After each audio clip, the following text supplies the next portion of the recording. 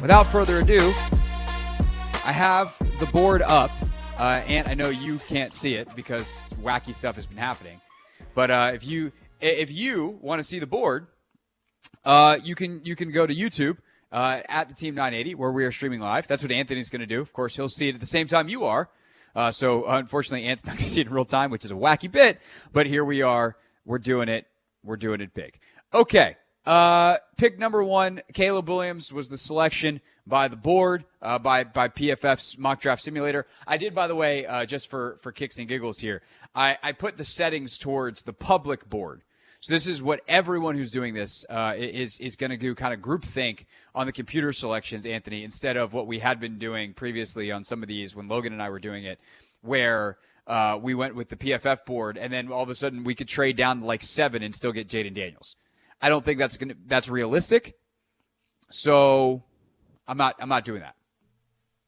That said, I kind of, for the sake of fun here, I'm a little tempted to twist up what we did the other day. You want to choose a different quarterback? I kind of do want to choose a different quarterback. Okay. I don't necessarily want to trade out because I do want to keep this realistic. And I guess the realistic thing is to go with the betting markets and just stick with Jayden Daniels. Yeah. And before everyone starts screaming at me, again, I'm going to try to get offline more and not listen to the people screaming at me on the internet as soon as this draft is over. But to make sure I'm very clear here, this would be for a thought experiment more so than it is like a personal preference. I think I'm at the point where I probably just take Jayden Daniels and I live with the results. Although I get the arguments for Drake May, and the amount of smart people that want to go with Drake May makes me really question that decision. And my person, and I would wish I was stronger in my conviction that I think they should take J.J. McCarthy, because I truly do have him in my own personal, like, I'm comfortable taking that guy and believe in him, that I know he's going to be a good NFL player. J.J. McCarthy is my number 2. Now, the upside of the other 2 is higher. When at the number 2 pick, I think you feel that pressure and you're like, we got to get it right. We got to make ourselves right. But we can talk through it here. And then we'll see how the rest of the first round shakes out. Then we'll come back and do picks 36 and 40. But I think the upside of May and that second reaction ability, and, when you watch him, there's just like a natural playmaking thing about him that reminds you of the best quarterbacks in the league. That, it's not necessarily the big downfield throws. It's the, I'm scrambling, stepping up in the pocket, sidestepping. Oh, my God, a guy flashed open in front of me. I'm going to fling it to him with my left hand. And, like, the supernatural ability to do that stuff is really appealing. And Jayden Daniels has some of that too, obviously, but he also just runs away from people. The way he wrecks pursuit angles is just fun to watch, where he just runs away from people. And it's like, oh, well, he doesn't have to create anything special. He just runs away, and they can't catch him. And so that's his superpower. And for Drake, it's this playmaking ability. And I think the question you have to ask yourself is, if you have a guy that is going to miss some layups, do you care if he can hit a bunch of step-back threes? And that's kind of the Drake May thing, where it's like, yeah, he's going to get you in 3rd and 9 because he missed a guy on second and 9 after your run bonked on 1st down that could have given you 3rd and 3 on an easy out route or easy slant. But then he converts the 3rd and 9 with a very, very high frequency. So who cares? Like, that's kind of the conundrum that you're in, versus Jayden's more likely to just keep you out of 3rd and 9 in the first place. Yeah,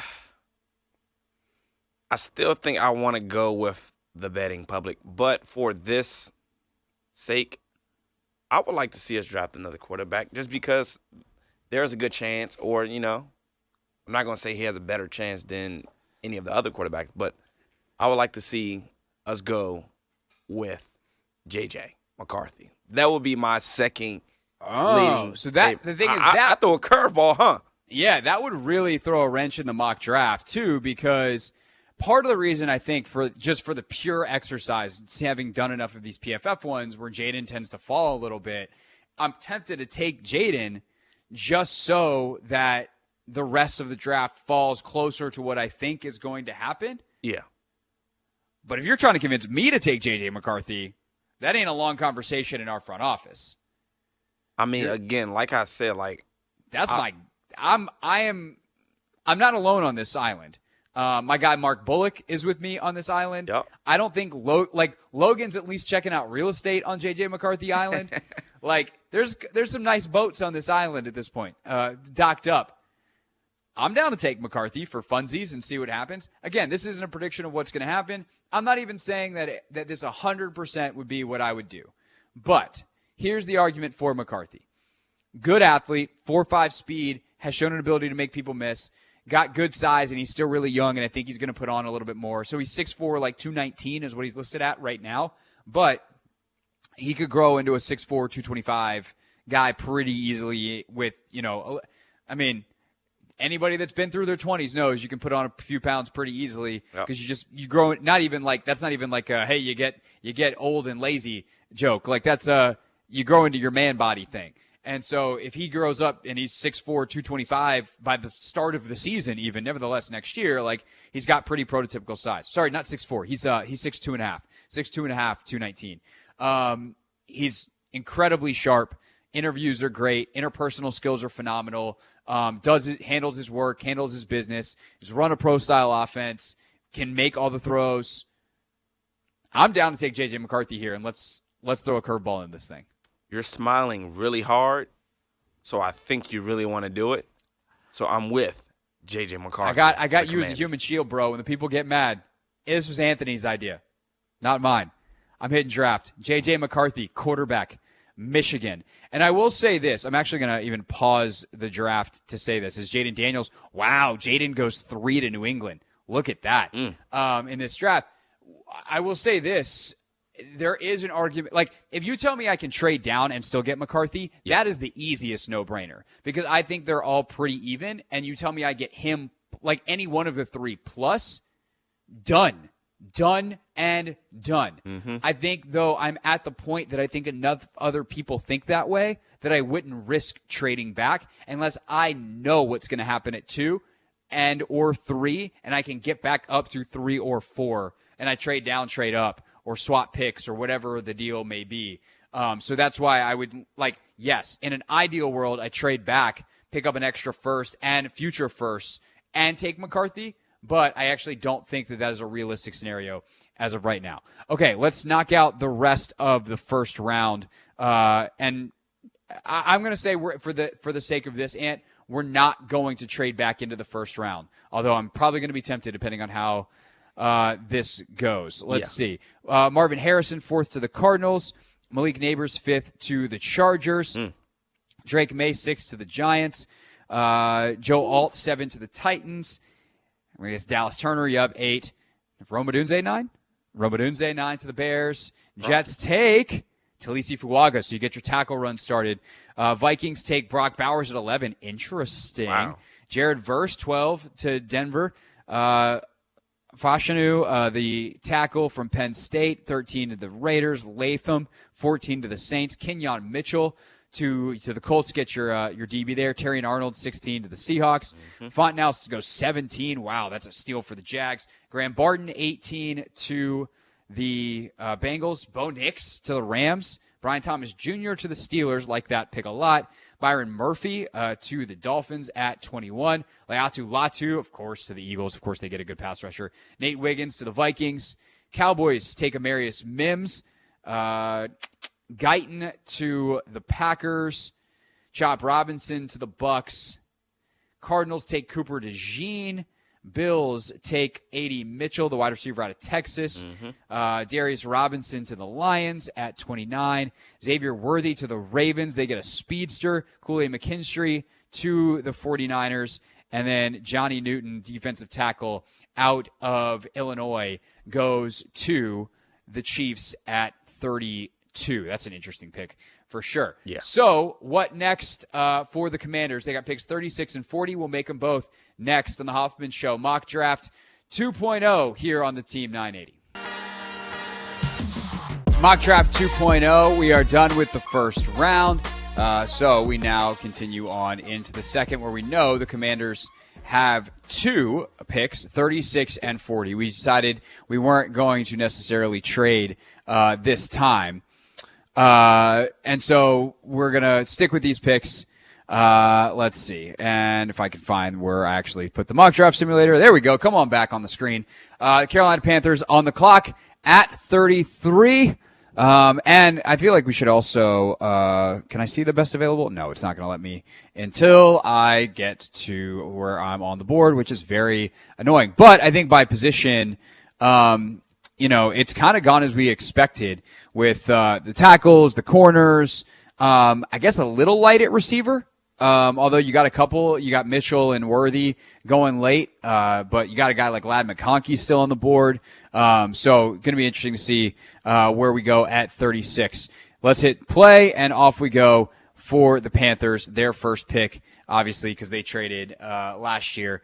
They get Jackson Powers Johnson, the center out of Oregon. Jordan Morgan, the tackle from Arizona, goes 34. And dang it, Ladd McConkey went 35. He's one of my favorite guys in this draft. So, and that leaves us, in my book, let's see. Well, one, I think it's interesting and worth noting. Michael Penix is still on the board here. Not for Washington. We went J.J. McCarthy at 2 because Anthony said we were going to.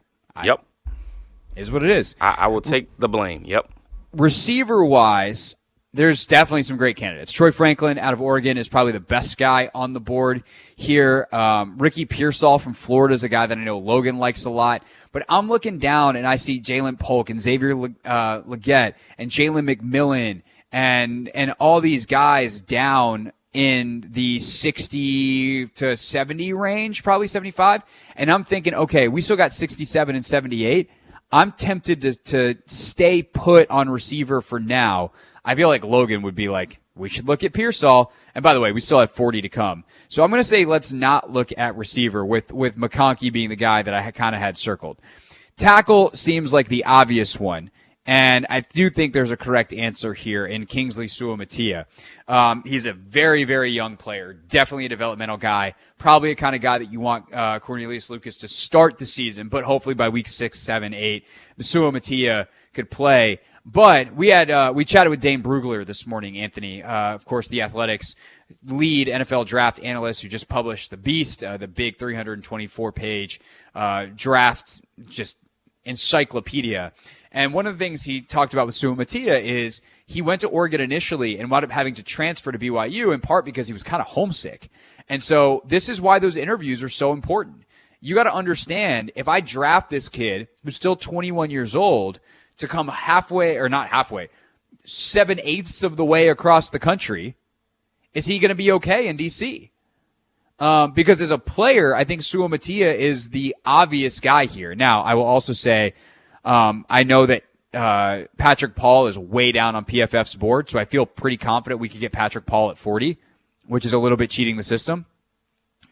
But then if you look at corner, that is also the kind of player that I would look at here. And actually, in part because I feel like we can get Suamataia or Paul at 40 without much trouble, I'd say we go corner here. And so the question becomes, do you want TJ Tampa, Mike Sanders-Still, or Kamari Lassiter? Rakestraw from Missouri is also, I think, in play here. Any of those four, I think, would be good picks. Sanders-Still is a nickel. So if you want to go that route, he's a very specific kind of corner. Tampa can play outside. Lassiter can play outside. Rakestraw can play outside.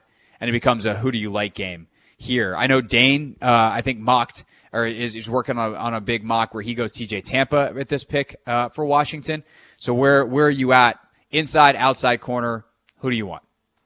Who's the overall best player available? The overall best player available is Tyler Nubin, the safety out of Minnesota, according to their rankings. Peyton Wilson, the linebacker, also an interesting guy. He is an interesting, let's sit him behind Bobby Wagner, but at 36, I want a guy who's going to play pretty right away. Impact player, yeah. So I would probably just lean corner then. I'll probably go with, it's weird. It's weird because we don't know what they're going to do with Benjamin St. Juste. We also have Michael Davis, and then you have Emmanuel Forbes. I will probably lean TJ Tampa just because we have a lot of versatile players at the safety and sort of kind of like nickelback position right now. Quan Martin, we still figuring out like what to do with him. That outside corner though is what we need to address the most. So I would probably go him. So then there's one other monkey wrench I'll throw in to you. Edge. Because Adisa Isaac from Penn State is a player that Dane likes a lot for Washington. Played opposite of Chop Robinson. Very, very good player. And Marshawn Nealon out of Western Michigan has got some really, really nice pass rush juice and is the kind of guy that can grow into being an even more productive player as he kind of gets in the NFL weight rooms and all that kind of stuff. I'm definitely cool with TJ Tampa. I think circling 40 for tackle here, I would be also okay with Isaac or Nealon. I don't think either of those guys are going to be available at 67. And to me, like, edge is not quite the need that corner is because they sign like similar profile players, like a bunch of guys who have played and are okay but not great. I think the quality, though, is like good at edge for 2024, and it's like we're really going to need a guy for corner. Yeah. So there's your other option, and then we'll make this pick and then make 40 pretty quickly. So Adisa Isaac, Marshawn Nealon, TJ Tampa. It's between those three. I think you answered it already. You already said that corner is probably a bigger need, and I think overall player-wise, I think TJ Tampa is the best guy for us. So I would probably just lean TJ Tampa in this situation. All right, let's do it. TJ Tampa, corner out of Iowa State. All right, next up, 37. The Chargers take Peyton Wilson. The Titans follow up Joe Alt with Kingsley Suamataia. So there goes Suamataia. Leggett, wow. Wide receiver jumps way up the board. Carolina takes him.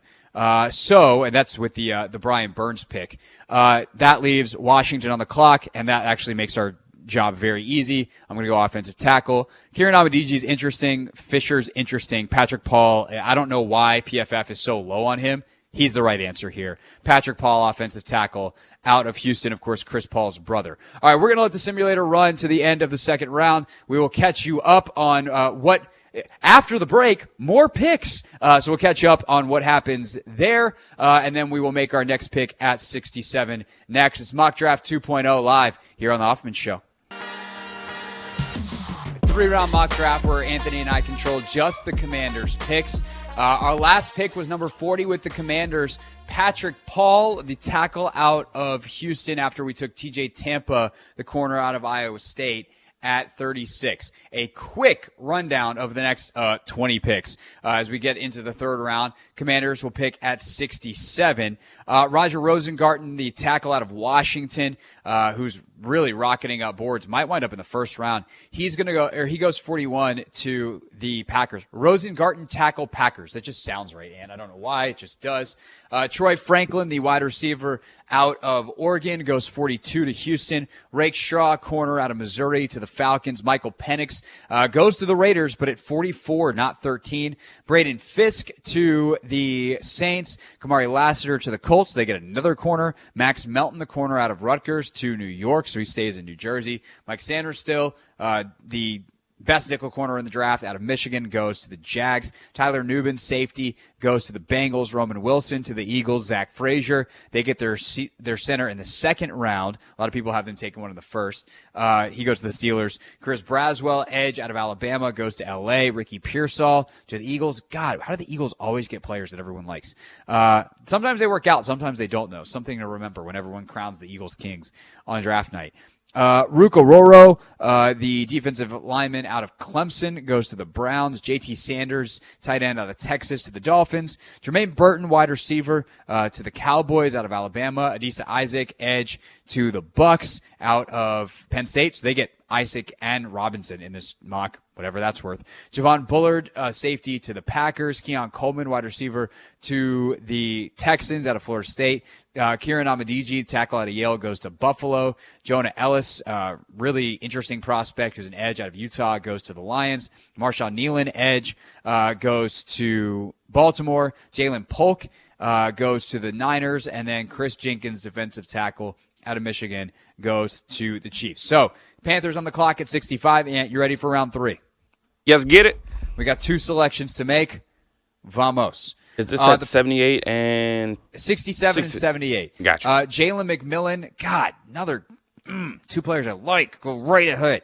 Jalen McMillan, wide receiver out of Washington, goes 65 to Carolina. And then Christian Haynes, who's a very, very interesting player because he's good, but he's definitely a guard, is out of UConn. He goes 66 to the Arizona Cardinals. That would have been an interesting one for sure.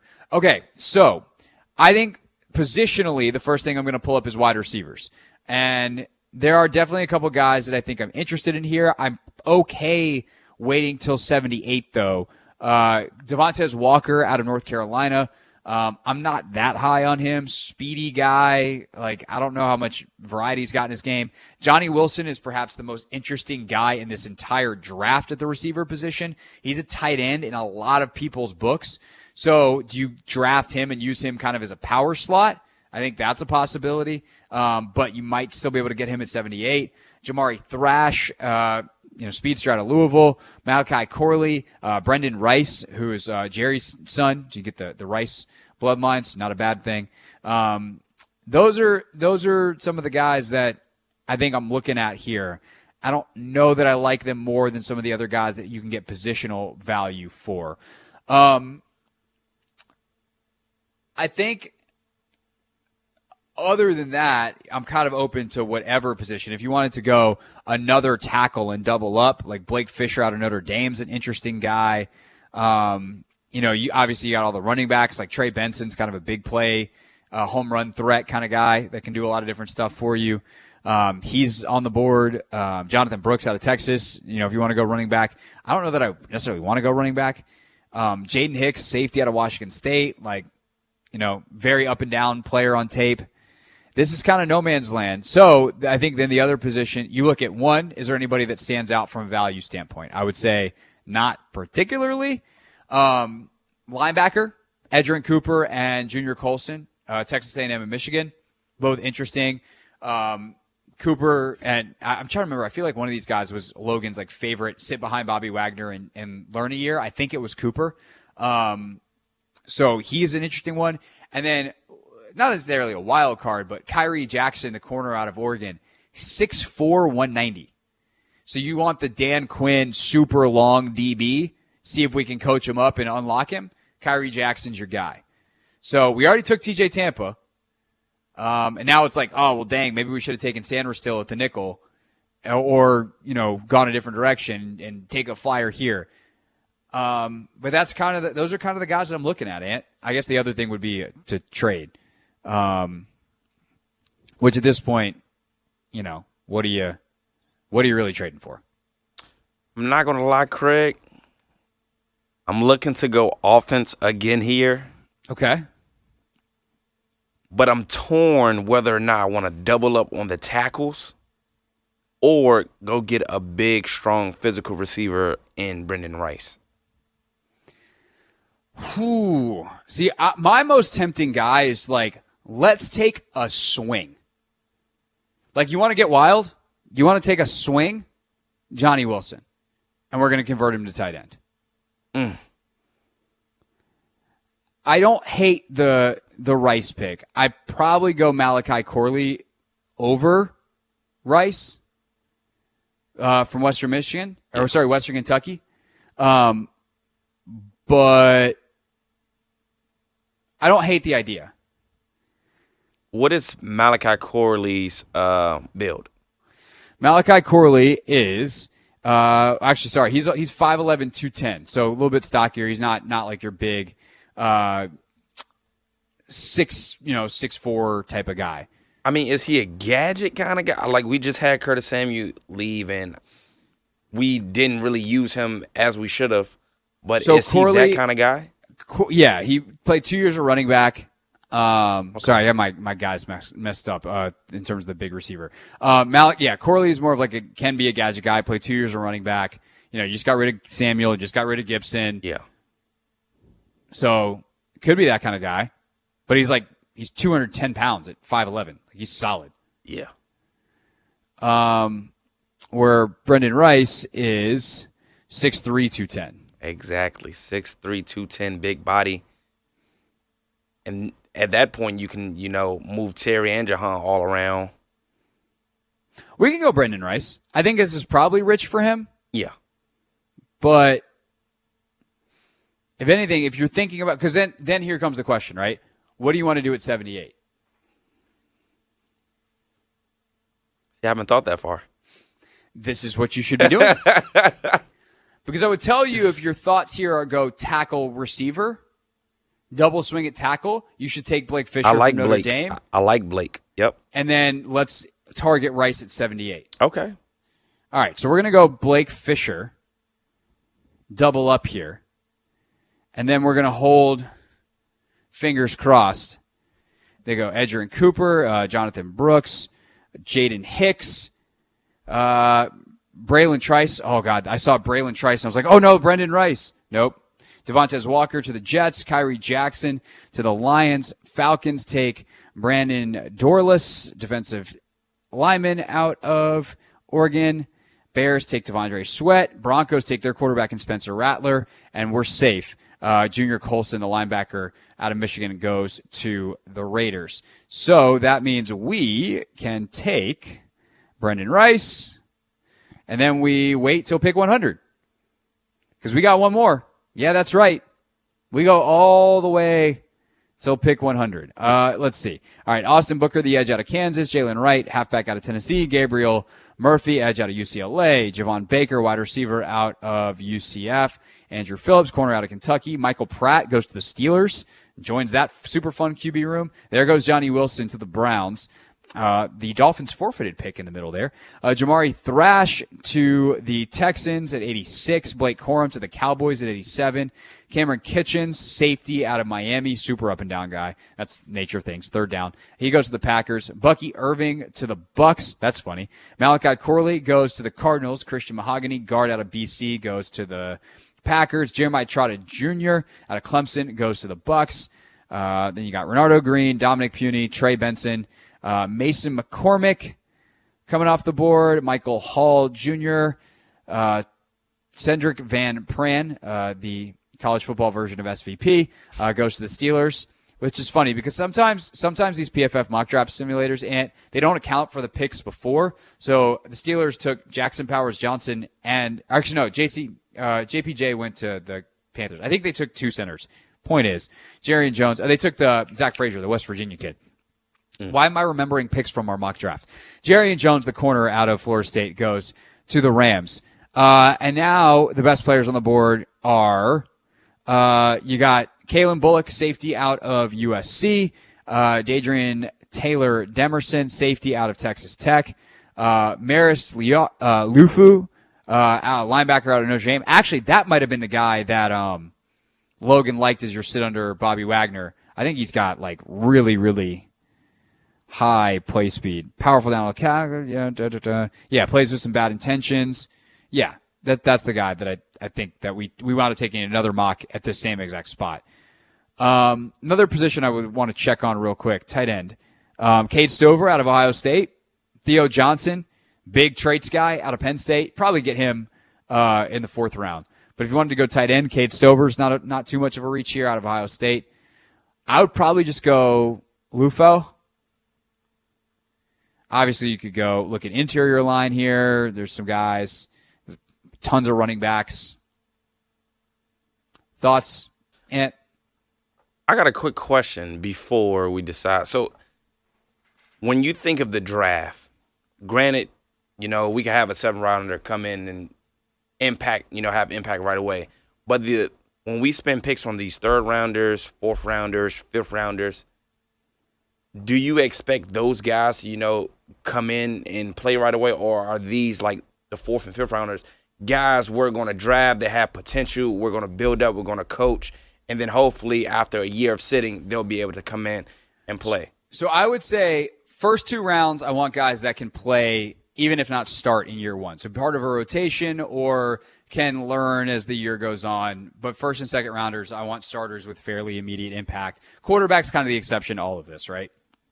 If I think I got a guy who needs a year but is going to be a stud, like I'm still willing to take the guy in the first round. Yeah. But other than that, I want guys who are potential starters day one in rounds 1 and 2.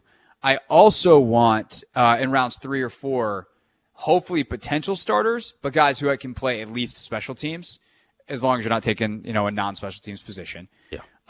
Rounds 5, 6, and 7, it's like I want guys that are going to be special teamers, like solid backups.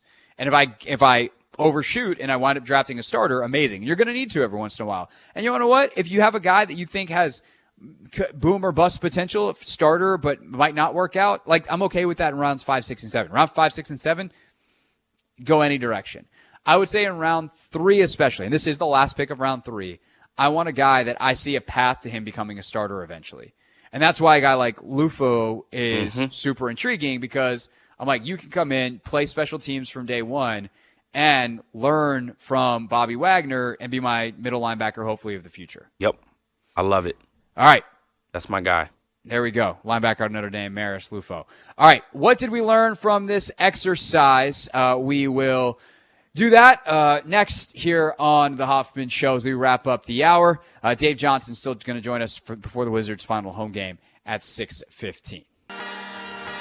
It's the Hoffman Show. We're on the Team 980. We're always live as well on the free Odyssey app and streaming live on YouTube at the Team 980.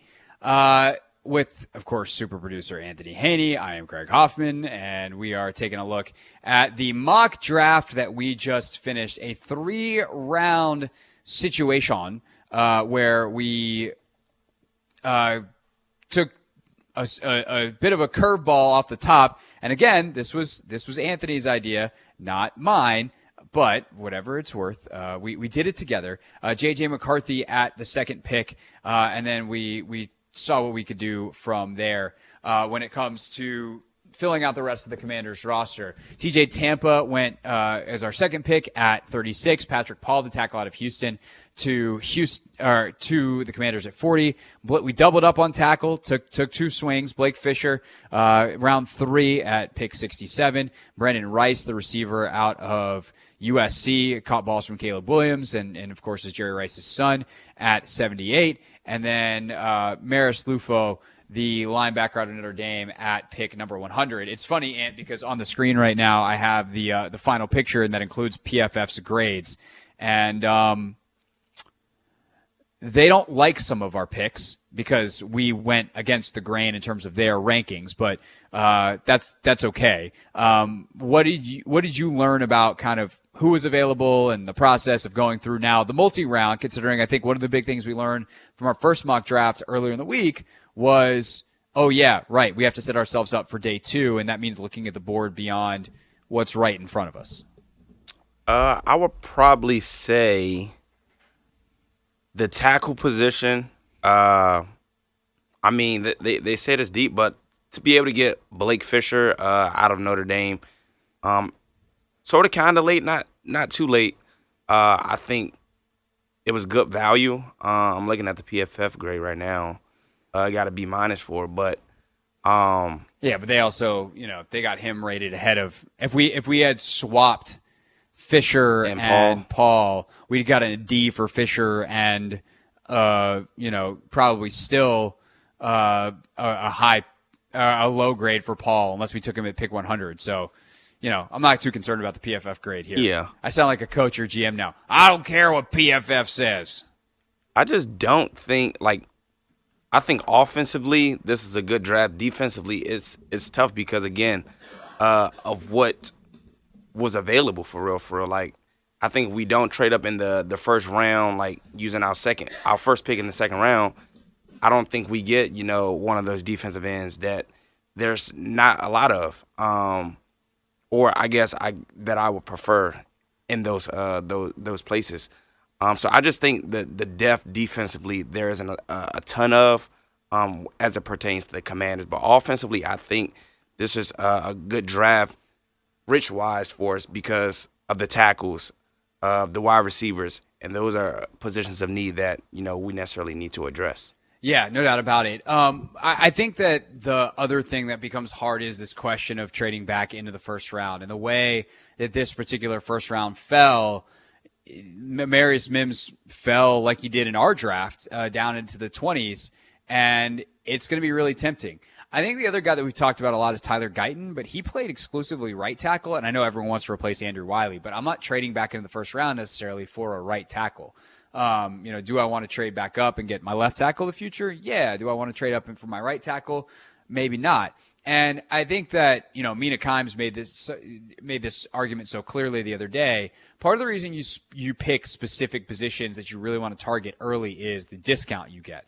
A premier left tackle costs so much money, and you can get, if you get the pick right, a premier one on a rookie contract. That's why quarterbacks are so valuable, because would you rather pay, $5 million, $10 million for a premier quarterback, or would you rather draft a tight end and get he only is a third versus a tenth of the 50, 60 million that you're paying for a quarterback. Premier tight ends making 15, 20 million. You pay your Brock Bowers at 10, 5 million, and it's not that much of a discount. And so you have to balance the production you're going to get and be like, screw the finances with the finances and the value of it all. And so, we talk about left tackle versus right tackle. That is a big element of it. And so that's also where the hole is, bluntly right now, of course, for Washington, is that they've got a right tackle, even if it's a serviceable one in Andrew Wiley, and they don't have a left tackle because their left tackle is ideally a swing tackle, a backup, in Cornelius Lucas. We'll reflect on this a little bit more next, and then Dave Johnson will join us coming up at 6:15 here on The Hoffman Show. Hey, this is DA, and you're listening to The Hoffman Show on the Team 980 and the Odyssey app.